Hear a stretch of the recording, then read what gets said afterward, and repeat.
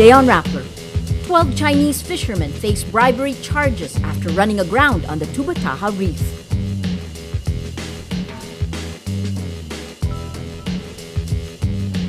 The latest round of peace talks between the Philippine government and the Moro Islamic Liberation Front starts after a 2-week delay.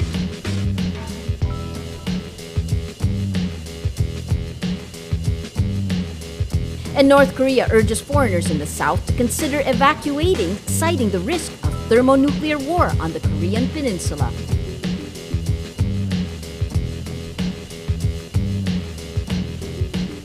Hello, I'm Maria Ressa. Welcome to Rappler, your social news network. The Tubbataha Management Office says Chinese fishermen on a boat that ran aground on the reefs Monday night tried to bribe park rangers. In a statement, the park says the fishermen reportedly attempted to bribe rangers with $2,400, about 99,000 pesos. Tubbataha Management says it will file charges against the 12 fishermen for violating Article 212 of the revised Penal Code, which punishes acts of corrupting public officials. They will also file other charges for unauthorized entry, damage to the reef, and poaching. The Chinese fishermen could face imprisonment of between 1 year to 12 years and fines of between 100,000 pesos to 4.1 million pesos, depending on the violations. The incident occurs more than a week after salvage teams removed the USS Guardian, which ran aground in the reef in January. Compared to the U.S. Minesweeper, the Chinese boat is a commercial fishing vessel, which faces stiffer penalties under the law. For our social media post of the day, Einra Bernal leaves this comment on Rappler's Facebook page. Make them pay. What are we doing to prevent such an occurrence from happening again and again? President Benigno Aquino leads the commemoration of the 71st Araw ng Kagitingan or Day of Valor in Pilar, Bataan. In his speech, he honors the contributions of World War II veterans and remembers the suffering and deaths of soldiers in the 1942 Bataan Death March. Aquino also outlines the benefits and services government offers to veterans. Ang lahat po ng mga inisyatibang ito ay nakakabit sa pagtanaw natin ng utang na loob sa di matatawarang pag-aalay ng sarili ng ating mga veterano. Aquino calls on Filipinos to unite and to offer a different type of sacrifice to move the Philippines forward. Aquino speaks before a crowd that included Japanese Ambassador Toshinao Urabe and U.S. Ambassador Harry Thomas Jr. In his speech, Aquino adds, Kasama po ang Amerika at Japan, napatunayan natin ang pinakamabisang kalasag laban sa di pagkakaunawaan ay ang matibay na kooperasyon, ugnayan at pagtupad sa mga pandaigdigang batas. A member of the Sultanate says at least 400 armed men from Mindanao arrive in Sabah to help the Royal Security Force of the Sultanate of Sulu against a full military offensive by Malaysian authorities. Princess Giselle Kiram, daughter of Sultan Jamalul Kiram III, says the men volunteered to fight for the Sabah claim and for Filipinos who allegedly suffered human rights abuses. She says these are not members of the RSF. They volunteered to fight. There are no reports from Malaysian media about this supposed arrival. After violence erupted between the Sabah claimants and Malaysian authorities in Lahad Datu, Malaysian security forces launched a crackdown on RSF members in Sabah. Those who evacuated from Sabah told stories of human rights abuses against Filipinos, especially against the ethnic Tausugs. More than 6,600 Filipinos have fled Sabah as of April 6. The latest round of peace talks between the government and the Moro Islamic Liberation Front starts in Malaysia after a 2-week delay. Only discussions on the annex on normalization remain at the level of the technical working groups. The annex contains the decommissioning, the creation of the Bangsamoro police force, and the deployment of government troops to MILF areas. Government Peace Panel members say the annexes on wealth sharing and power sharing are nearly complete. Both parties wanted to sign a comprehensive peace pact by April, but President Benigno Aquino asked that the talks be postponed to give him time to review the contents of the annexes. Secret U.S. cables published by WikiLeaks say then Philippine dictator Ferdinand Marcos forced his military chiefs to parade as women during a birthday party planned by his wife, Imelda Marcos. The U.S. ambassador to the Philippines in the mid-1970s, William Sullivan, wrote about the event in secret cables to Washington, published by WikiLeaks. In a report dated September 12, 1973, Sullivan recounts a party that differed from media reports that Marcos, quote, spent a quiet birthday at his desk. Sullivan says it was, quote, in questionable taste. Under instructions from Imelda Marcos, military chiefs performed in a presidential palace floor show in drag.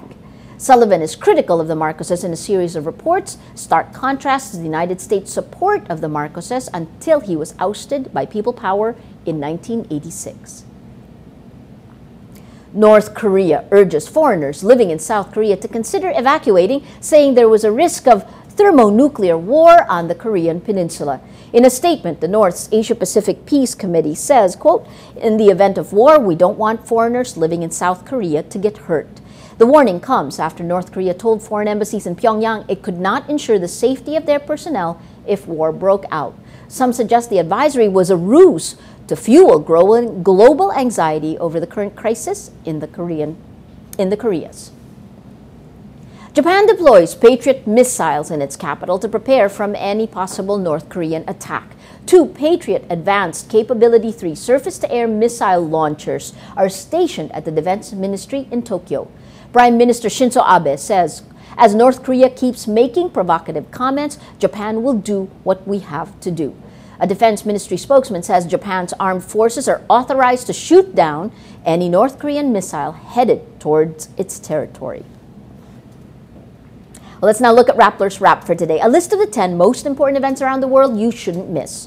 At number 5, Syria's foreign ministry says it will not accept a team to probe the alleged use of chemical weapons in the country's ongoing civil war.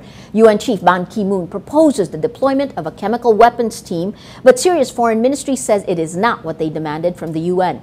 Syrian officials says they cannot accept the UN's proposal because of its negative role in Iraq, which, quote, cleared the way for the American invasion.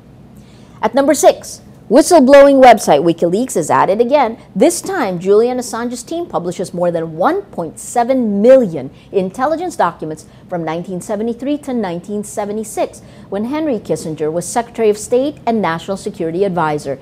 The website collates cables, intelligence reports, and congressional correspondence and releases them in a searchable form. Assange says the documents hint at the scope of U.S. intelligence activity around the world at the time.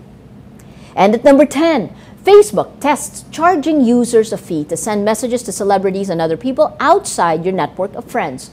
Facebook started charging at its U.S. operation in December. The trial now extends to 36 more countries, including the UK, where fees ranging from as much as £10.68 or $16 are charged to contact a celebrity like Olympic swimmer Tom Daley.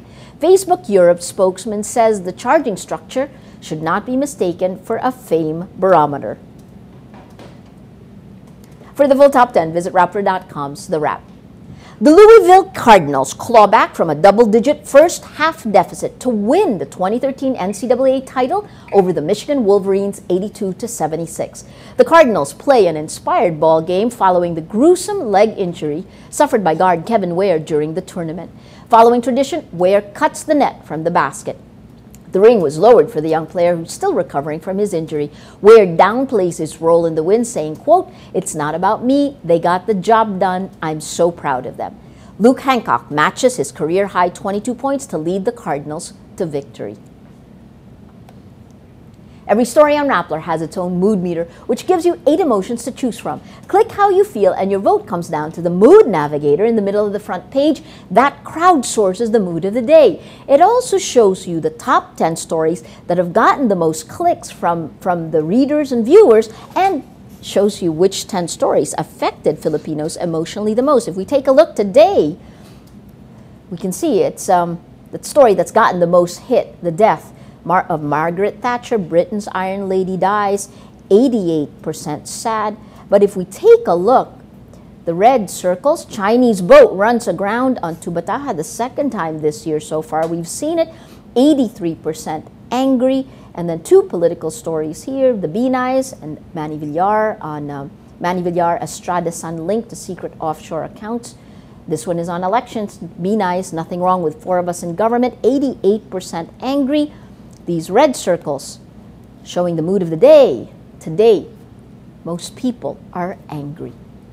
That's Rappler's Newscast for today, Tuesday, April 9th, 2013. Visit Rappler.com and watch our newscast Monday to Friday. Tell us how you feel on our mood meter and help us crowdsource the mood of the day.